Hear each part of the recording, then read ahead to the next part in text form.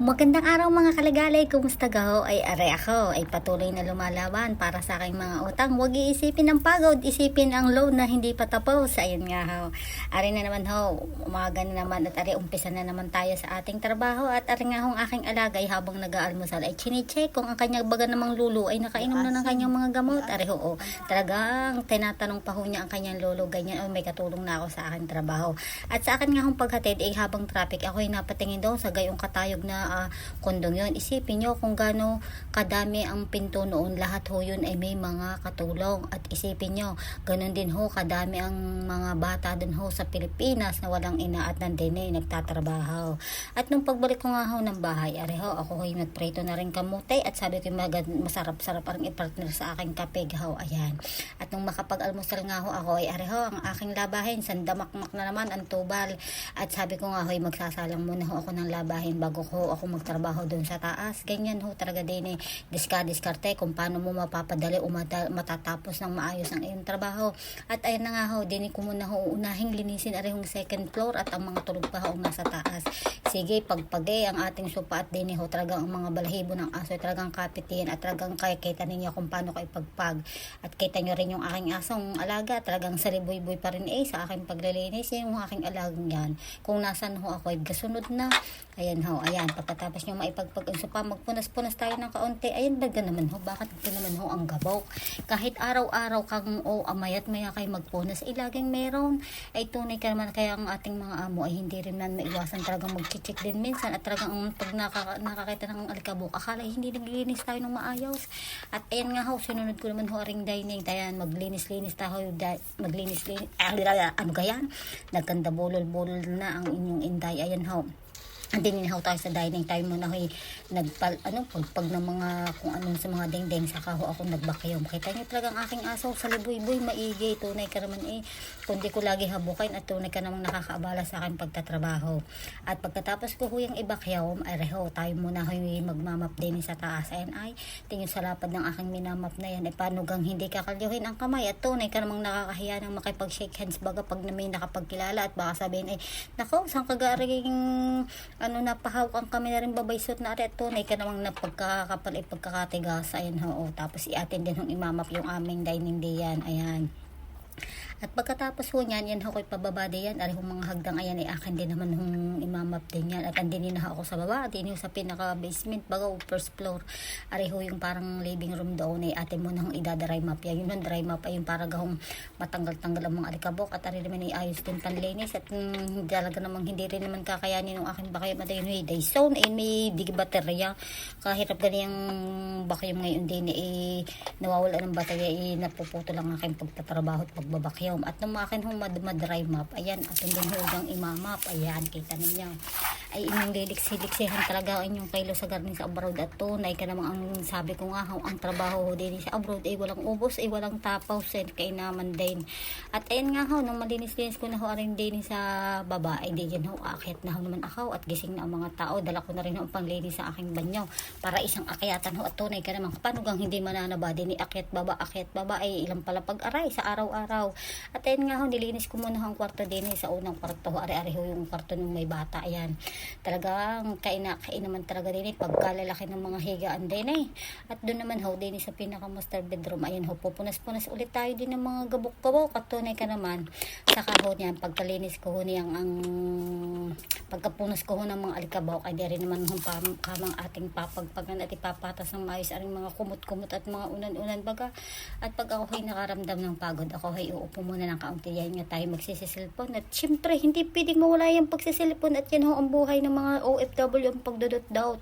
Ay tunay ka naman, yan lang ang pampatanggal pagod. At ayan ho, matapos ko na hong linisin ng mga kwartaw, di rin naman hong banyo. Ayan, talaga magwagwantes tayo ng kaunti at talaga namang yun ho, hindi naman ho sa marumi, pero hindi nakakatagal lalo ng trabaho pag may guwantes. Kaya ho minsan, hindi na nagwagwantes, di nila ang at may video. Baka sabihin naman ho nung ibang nanonood, kainaman naman yung katulong na hindi na nagguwantes. Kaya for the video ang ating guwantes, pero kung ako lang ho yan hindi ako magguguwantes. Sanay ako mas walang guwantes ay mas mabilis. Ayan ho. Ari naman hong liguan ng ating kukuskusan at babrasin ng kaunti. Ayan, nakita nyo mga stainless na yan. Ay ibibigyan ko kayo ng tip para yun ay kuminis ng maigay. Yun inyong panlinis. Ilagyan nyo ng kaunting suka. Tunay ka namang effective ho pagkakalinaw ho at talagang kakintab. At yan, ilagay na ho natin ang ating mga tuwalya. At ari na ho, nung makalinis ako sa baba ay eksakto naman ho. Tapos na ng aking mga nilalaban sa washing. Ayan, ating ibibilad na aring ating mga nilabahan. Ari ho ang kagandahan din sa abroad. Hindi kagaya sa Pinas. Kahit ikay magsampay ng sandamakmak ay wala kang makakababag na kapitbahay. Dahil ba't naman diyan sa Pinas? Kung kailan ka tayo magsasampay ng pagkakadami, isa kasi magsisilab ang ating kapitbahay, saka magpapauso kay tikay. Sayang nga naman yung ating mga downy o kung ano bagang pinampababango sa ating mga nilabahan ay tunay ka naman ay dini ho ay walang gayaon. Ang kalaban mo lang din ay malakas na hangin kaya yung iipitan tunay ka naman gayon ho dini diskarte talaga. At nung ho ako'y makapaglaban at makapagsampay na kanilaban ay areho at ako'y walang time na para magluto ng aking pananghalian. Ako may natirang niluto ng isang gabay, akin na lang iinitin.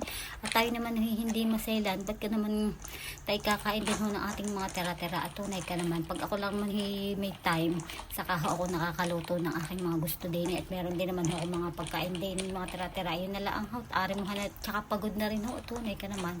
Ayan nga ho, yan ho ay yung aking bake macaroni no isang gabi ay nilagyan ko lang ho ng maraming cheese at ako ay mahilig sa cheese. Ayan, ma-cheese akong tao. Ayan habang ikay kumakain ay gawin mong vitamins. Iniisip ko gagawin kong vitamins yung mga taong aayaw sa akin at talagang para may lakas ako para mang-asar ulit. Chares. At ayun nga ho, inihanda ko ng lulutuin ko ho ngayong gabi ay ako ay magluluto lang ho ng chicken curry. Mabilisan lang at ilan silang pakakainin ko. At yan ay mga bandang alas 3. Saka ko naman hulilinisin aring dahil sa second floor naman ho, aring yung kwarto ng binata kong alaga. At tunay ka naman saka lang hapon na gumising. Ito yung hapon ho yung gigising, saka ko lang malilinis ang kwarto. Ayun ho, ito yung schedule ko ng pagpapalit ng kanyang mga kubrikama. Tunay ka naman, tingnan naman pagkakalapad ng higaan nila at ng kama baga. Tunay ka naman ako'y kahit yate magpagilong-gilong at magpagulong-gulong sa kanilang kama ay talagang sakop, ang aking sakop na sakop. Ano ho, ayan. Ayusin natin, palit ho ko ng mga kubrikama at arin naman ho bukas ang mga aking lalabahan. Ayan ho. Diyos ko, pagkakatagal pala ng aking video din ay Diyos ko po ay ilang times ko na hindi pa rin para tapos. Ay hayaan nyo muna ako may kukwento sa inyo. Ako ay ilang taon na ho din ay tunay ka namang talagang minsan talaga nakakaramdam ho tayo ng pagod. Kaya lang ho, pag sabi nga, pag ikay nakakaramdam ng pagod, ay isipin mo na lang ang iyong sahod. Ay sa bagay, mas lalo kong nakakapagod pag inisip ko yung aking sahod dahil walang natitira. Tunay ka naman. At ayun na nga ho, nung natapos na ho ako dun sa pagpapalit ng kubrika, may dini naman ako sa kanyang banyo. Lilinisin ko naman ho aring kanyang banyo.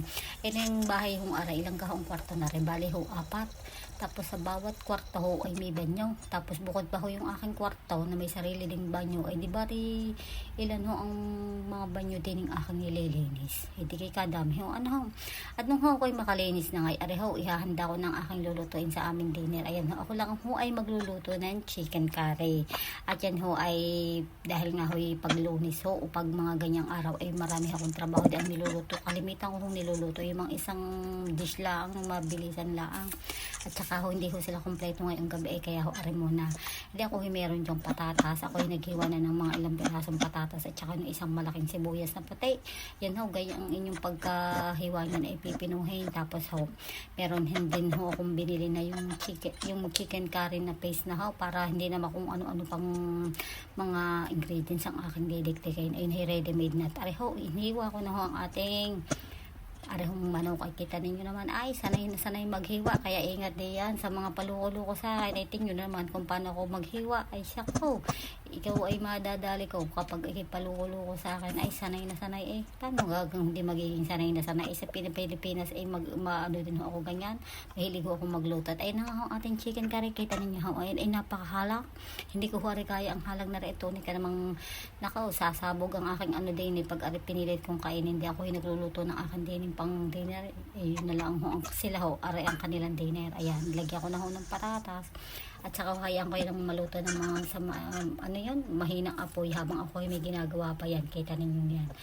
Naku po, nakakapagod ang trabaho din kaya lang hindi ka pwedeng mapagod. And sabi nga, pwede kang magpahinga pero hindi ka pwedeng sumuko. Abay, napaparni ka na At ayun ho, bandang mga alas 5:30 ako naman magpapakain na rin aking mga alagang aso at aring aking mga isda din yan. Kita nyo ka, pagkaliliit ng mga isdang yan, kakaringgot yan, ibibigyan din ho natin ng pakain. At ayun nga ho, mga bandang alas 6 yan, palalabasin ko ho naman aring aking mga alagang aso at ating padudumihin o paihiin. Kakatapos nga lang pala hong umulan din at kita ninyo, yan. Ahayaan ko lang ho yung mga yan yan, hanggang sila ho makaihi o makadumi yan, saka ko ho papapasukan sa loob. Ay siya, hanggang din na lang ho ulit. Salamat ho ulit sa panonood and God bless. Thank you for watching.